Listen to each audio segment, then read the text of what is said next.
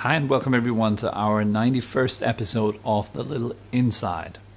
Astonishingly, my name is still Tobi, and this week's question is it love or business? Well, let's get started right after the intro.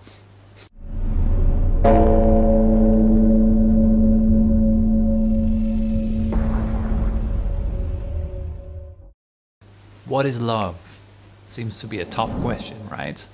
So we surely can say what is not love and what looks like love but isn't. And so I'm going to start the video with that. So what is it that looks like love but isn't? How would you feel if you had $1 and you want to buy some chocolate and you go into a candy shop and you put your dollar onto the counter and you tell the candy shop guy, I want your best chocolate for the best thing that you have for that $1. And the guy takes your dollar, says nothing, puts it into his own pocket, and then just looks at you. So he just looks at you like this. And you wonder, like, well, when will he give me my chocolate, right? And he just continues looking at you in this weird kind of strange way, and then he just walks off and does some work in the shop. And so you walk behind him, still a bit confused probably, and eventually you go, I think I just gave you $1, and are you looking for my chocolate right now? Will I get my chocolate? So it will be this kind of feeling, right? So, but instead of giving you anything, he doesn't respond to your payment, he doesn't respond to your presence at all. So there's a very strange, challenging, confusing situation. Now picture the same situation and you tell your wife, your husband, your significant other that you love them and they don't answer. Now imagine, how would that make you feel if you say, I love you, honey? No answer. Honey just looks at you and then she proceeds doing something else. How would you feel? Imagine, I would feel disturbed. I would feel strange, right? I just told you I love you, but something is missing, right? So there is no answer. I said, I love you. I put my dollar on the table. And now it reveals why I put my dollar on the table. I actually put it there because I need to hear an answer. There has to be some sort of transaction. Some people are so desperate to hear this so many times every day. They continuously bombard their spouses with text messages saying, I love you, where are you, what are you doing? And there's so much insecurity. They continuously need to have a confirmation that they are lovable. And so here is this transaction, right? It's pretty simple. So I give you something, I say something to you. Everything we say is a little transaction, right? It's not just a business transaction that you would have in a candy shop, but everything we share with one another is kind of like a transaction. You want something specific back every time you say something. You do that quote on Facebook, you give an answer, a reply to someone else. There is a need for attention, for validation in return, right? And if that person wouldn't give you that, then only would you know that that was your need. So for example, if your wife or your husband wouldn't answer, they wouldn't respond to your I love you, honey, they wouldn't say anything, then it would reveal the underlying need that came with the I love you, honey, which was a need for attention, for validation, and for security. I want to see if everything is still all right. Do you still love me? Let me just make sure real quick. For many of us, it is very, very important to receive some feedback. And the particular feedback that you are expecting reveals your needs. And so we have this transaction going on. That's why the title of this week's video is it love or business, right? So we have this question, are we just transacting? Am I just paying with a bit of insecurity to receive some form of validation or attention in return. I'm just saying, honey, I love you. I just say it. Maybe it's just something that I do automatically or habitually every morning and every night. It doesn't really carry any meaning. It isn't said with heart. It isn't said fully. But it still is kind of a way of making sure that we are still loved, that we are still there, that we are still seen, we're still registered within the other person's attention. And this is something that is very, very important for all of us. It is attention. It is to be seen, to be received within someone's awareness. And of course, all of us lack that reception to a great extent, because usually in our societies we never learn to receive ourselves with awareness and attention. So we go out there asking other people to give that to us. That's why Facebook and other social media are so popular, because it's a wonderful way of putting something out there, receiving attention in return. So the same thing happens in our relationships, right? We say something, we put something out there into the room, and then we receive attention in whatever form. That doesn't, by the way, have to be always positive attention. It can also be negative attention. Maybe you're very much comfortable or in your comfort zone with receiving constant negative feedback. Then your subconscious and conscious mind will be wired to get you exactly that.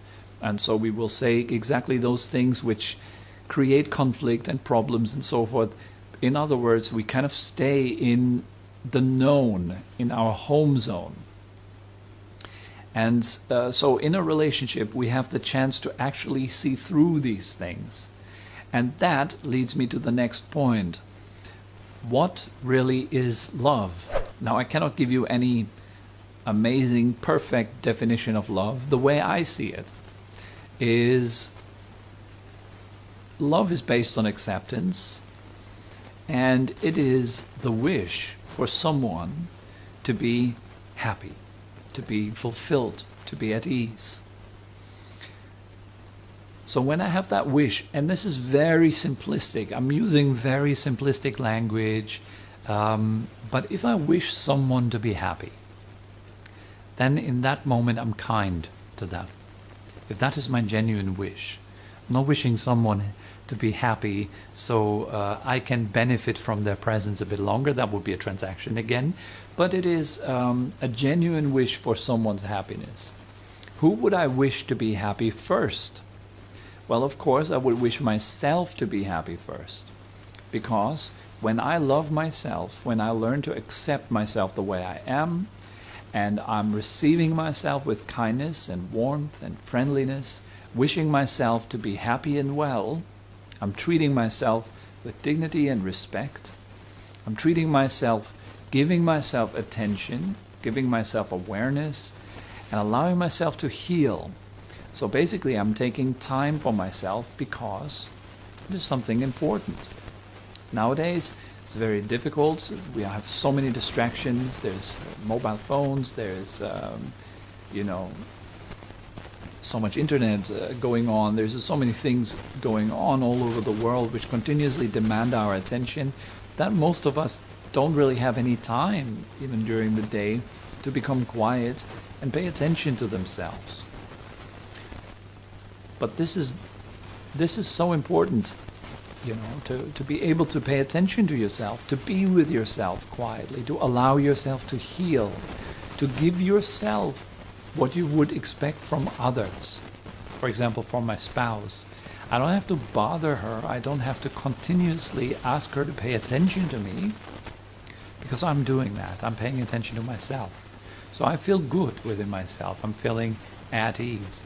I can relax with myself, and I can be well with myself.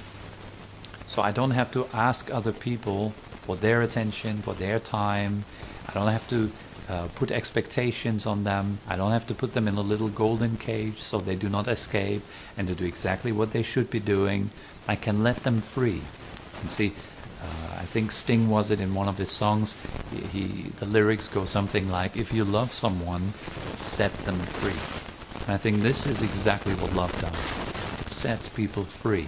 But how could we set people free if we don't give ourselves any freedom? If we're control freaks within our own minds, we want our emotions to be a certain way. It needs to be always happy. I should always be healthy. Should always be successful. I can't afford any moment of the wrong emotion, the wrong thoughts, the wrong situation. I always have to be perfect. Immense pressure, right? And so if we bring that kind of pressure into a relationship, we're not helping our partner to be very relaxed. Instead, we bring our demands, our expectations, our needs. And the more you have of those, the more we really bother the other person. We're not giving them any freedom. But if you let another person free, that person can freely decide whether they want to stay with you or not. And what would it be, do you think, that makes another person want to hang out with you? Sure, your happiness, your well-being. If you are at ease within yourself, that's what makes you incredibly sexy. If you're not at ease within yourself and needy and insecure, and you need constantly confirmations, you need constant business transactions, then it's going to be very bothersome for the other person to be around you. So the more you try to control another being, the more they want to run.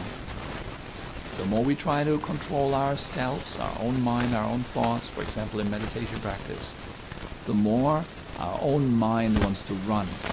So the way I relate to myself gives me super nice feedback, shows me very accurately whether I'm treating myself with dignity, with respect, with care, with kindness and wisdom, or if I'm treating myself with anxiety, worry, trying to control myself, not accepting myself the way I am. Lots of shoulds. I shouldn't be like this, I should be like that. Ideally enlightened and wonderful all the time. If I'm putting myself under this kind of pressure, I will do that with other people. And so if you really want to love someone, set yourself free first, and then you will do exactly that to them. I think this is a wonderful recipe for any relationship to work out. Of course, we have never any guarantee. Any relationship can break apart for various reasons. Anytime. That is not a big problem. These things happen. They are normal in this world. But still, if you still have a good relationship with yourself, you'll be well wherever you are and whoever you're with. And that is something worthwhile sharing. So I hope that this little insight was meaningful in some way and inspired you, or gave you some new information or new viewpoints. Who knows? Let me know in the comment section below if you have any questions or you would like to share anything. Feel free. I'm always happy to read your comments. And so for now, I think that's good enough. And I'm wishing you all a wonderful next week. I'm looking forward to see you all again next Wednesday. Bye-bye.